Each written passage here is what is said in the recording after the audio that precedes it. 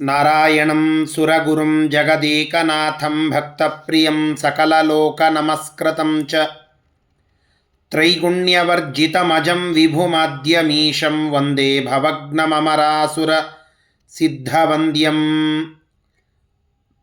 ವ್ಯಾಸಂ ವಸಿಷ್ಠನಪ್ತಾರಂ ಶಕ್ತೇಃ ಪೌತ್ರಂ ಅಕಲ್ಮಷಂ ಪರಾಶರಾತ್ಮಜಂ ವಂದೇ ಶುಕತಾತಂ ತಪೋನಿಧಿಂ. ಶ್ರೀ ಗುರುಭ್ಯೋ ನಮಃ. ಹರಿ ಓಂ. ವಿಷ್ಣು ಸಹಸ್ರನಾಮ ಸ್ತೋತ್ರದ 63ನೆಯ ಶ್ಲೋಕದ ಚಿಂತನೆಯನ್ನು ಇವತ್ತು ಮಾಡೋಣ. ಶುಭಾಂಗ ಶಾಂತಿದಸ್ರಷ್ಟ ಕುಮುದ ಕುವಲೇಶಯ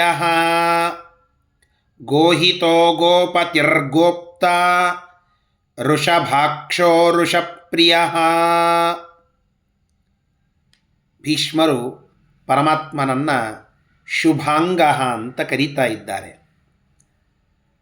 ಪರಮಾತ್ಮನ ಸಕಲ ಅಂಗಗಳು ಕೂಡ ಶುಭಕರವಾದದ್ದು. ಶುಭಾನಿ ಅಂಗಾನಿ ಯಸ್ಯ ಸಹ ಶುಭಾಂಗ ಅಂತ ಈ ಶಬ್ದದ ಅರ್ಥವನ್ನು ತಿಳಿದುಕೊಳ್ಳಬಹುದು. ಶುಭಕರವಾದ ಅಂಗಗಳನ್ನು ಉಳ್ಳಂತಹ ಪರಮಾತ್ಮ ಭಗವಂತನಲ್ಲಿ ಯಾವ ದೇಹದ ದೋಷಗಳೂ ಕೂಡ ಇಲ್ಲ. ಅವನ ಅಂಗಗಳೆಲ್ಲ ಮಂಗಳಕರವೇ. ಅಂತಹ ಮಂಗಳವಾದ ಅಂಗಗಳನ್ನುಳ್ಳ ಭಗವಂತ ಶುಭಾಂಗ ಅಂತ ಅನ್ನಿಸಿಕೊಳ್ಳುತ್ತಾನೆ. ಶುಭಕ್ಕೆ ಅಂಗಭೂತವಾದದ್ದು ಜ್ಞಾನ. ಆ ಜ್ಞಾನದ ಮೂಲ ಶ್ರೋತಸ್ಸು ಅದು ಭಗವಂತ. ಆದ್ದರಿಂದ ಶುಭಾಂಗ ಜ್ಞಾನಂ ಯಸ್ಮಾತ್. ಆದ್ದರಿಂದ ಶುಭಾಂಗ, ಶುಭಕ್ಕೆ ಅಂಗಭೂತವಾದ ಜ್ಞಾನ ಅದು ಯಾರಿಂದಲೋ ಅಂತಹ ಭಗವಂತ ಶುಭಾಂಗ ಅಂತ ಅನ್ನಿಸಿಕೊಳ್ಳುತ್ತಾನೆ. ಶಾಂತಿದಾಹ, ನಿನ್ನೆ ನೋಡಿದಂತೆ ಶಾಂತಿನಾಮ ಸುಖೋನ್ನತೇಹೇ ಅಂತನ್ನುವ ಮಾತು. ಶಾಂತಿ ಅಂದರೆ ಸುಖದ ಉನ್ನತವಾದ ಒಂದು ಅವಸ್ಥೆ, ಅದು ಮೋಕ್ಷ ಅಂತ. ಶಾಂತಿ ಮೋಕ್ಷ ಅದನ್ನು ದದಾತಿ ಕೊಡುತ್ತಾನೆ. ಆದ್ದರಿಂದ ಭಗವಂತನನ್ನು ಮೋಕ್ಷಪ್ರದ ಶಾಂತಿದಹ ಅಂತ ಕರೀತಾರೆ. ಸ್ರಷ್ಟ, ಜಗತ್ತಿನ ಸೃಷ್ಟಿಯನ್ನು ಮಾಡುತ್ತಾನೆ ಭಗವಂತ. ಸಕಲ ಜೀವಜಾತಗಳಿಗೆ ಆ ದೇಹವನ್ನು ಕೊಟ್ಟು ಸೃಷ್ಟಿ ಕಾರ್ಯವನ್ನು ಮಾಡುವಂತಹ ಪರಮಾತ್ಮ ಸರ್ಜನಾತ್ ಸ್ರಷ್ಟ ಅಂತ. ಸೃಜ ವಿಸರ್ಗೆ ಅನ್ನುವ ಮತ್ತೊಂದು ಧಾತು. ಆ ಧಾತುವಿನ ಅರ್ಥವನ್ನು ನಾವು ತೆಗೆದುಕೊಂಡಾಗ ಸೃಜ ಅನ್ನೋದಕ್ಕೆ ಹುಟ್ಟಿಸು ಅಂತ. ಜಗತ್ತಿನ ನಿರ್ಮಾಪಕನಾದ ಭಗವಂತ ಸ್ರಷ್ಟ ಅಂತ ಅನ್ನಿಸಿಕೊಳ್ಳುತ್ತಾನೆ. ಕುಮುದಹ, ಕುಂ ಮೋದಯತಿ ಇತಿವಾ ಕುಮುದಹ ಅಂತ. ಭಗವಂತ ಭೂಮಿಯನ್ನು, ಅದಕ್ಕೆ ಭಾರವಾಗಿರುವಂತಹ ರಾಕ್ಷಸರ ಸಂಹಾರವನ್ನು ಮಾಡಿ ಭೂಭಾರ ಹರಣವನ್ನು ಮಾಡಿ ಕುಂ ಅಂದರೆ ಭೂಮಿಂ ಮೋದಯನ್, ಆ ಭೂಮಿಯನ್ನು ಸಂತೋಷಪಡಿಸುತ್ತಾನೆ. ಆದ್ದರಿಂದ ಭಗವಂತನನ್ನು ಕುಮುದಹ ಅಂತ ಕರೀತಾರೆ. ಕುವಲೇಶಯ, ಕುವಲೆ ಬದರಿಕಾಶ್ರಮೆ ಶೇತೆ ಇತಿವಾ ಕುವಲೇಶಯ ಅಂತ. ಸತ್ಯಸಂಧ ತೀರ್ಥ ಶ್ರೀಪಾದಂಗಳು ಹೇಳ್ತಾರೆ, ಕುವಲ ಅಂತನ್ನೋದಕ್ಕೆ ಬದರಿಕಾಶ್ರಮ ಅಂತನ್ನುವ ಅರ್ಥವನ್ನು ಮಾಡುತ್ತಾರೆ. ಆ ಕುವಲದಲ್ಲಿ, ಆ ಆಶ್ರಮದಲ್ಲಿ ಯಾವ ಭಗವಂತ ನರನಾರಾಯಣ ರೂಪವನ್ನು ತೆಗೆದುಕೊಂಡು ಆ ಬದರೀನಾರಾಯಣನಾಗಿ ಅಲ್ಲಿ ಸನ್ನಿಹಿತನಾಗಿದ್ದಾನೋ ಅಂತಹ ಆ ಭಗವಂತನನ್ನು ಕುವಲೇಶಯ ಅಂತ ಕರೆಯಬೇಕು ಅಂತ.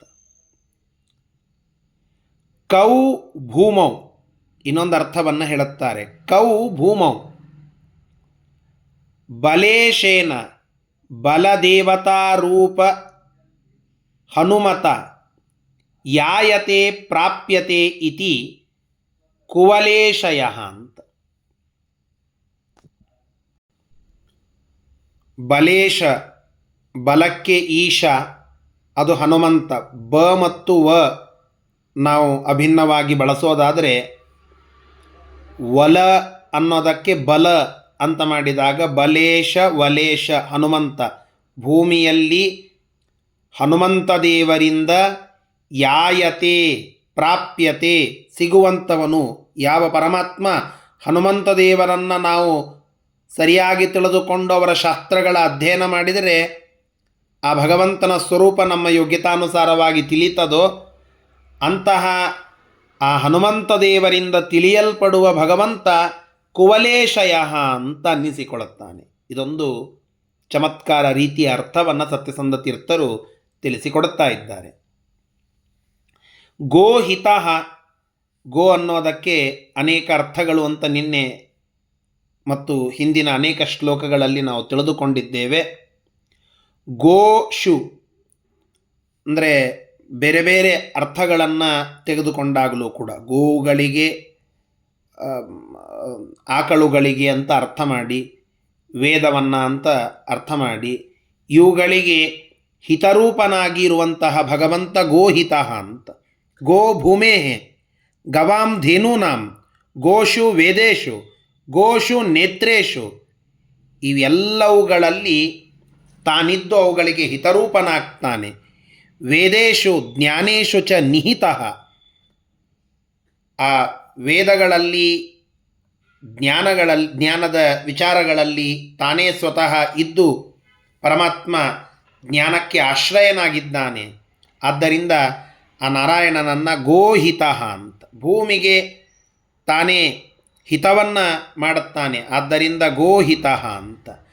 ಆಕಳುಗಳನ್ನು ತಾನೇ ಕಾಯ್ದು ಅವುಗಳಿಗೆ ಹಿತ ಮಾಡುತ್ತಾನೆ, ಅವುಗಳಲ್ಲಿ ಸನ್ನಿಹಿತನಾಗಿ ಅವುಗಳ ರಕ್ಷಕನಾಗಿದ್ದಾನೆ, ಆದ್ದರಿಂದ ಗೋಹಿತ. ಗೋಪತಿ, ಗೋಪತಿ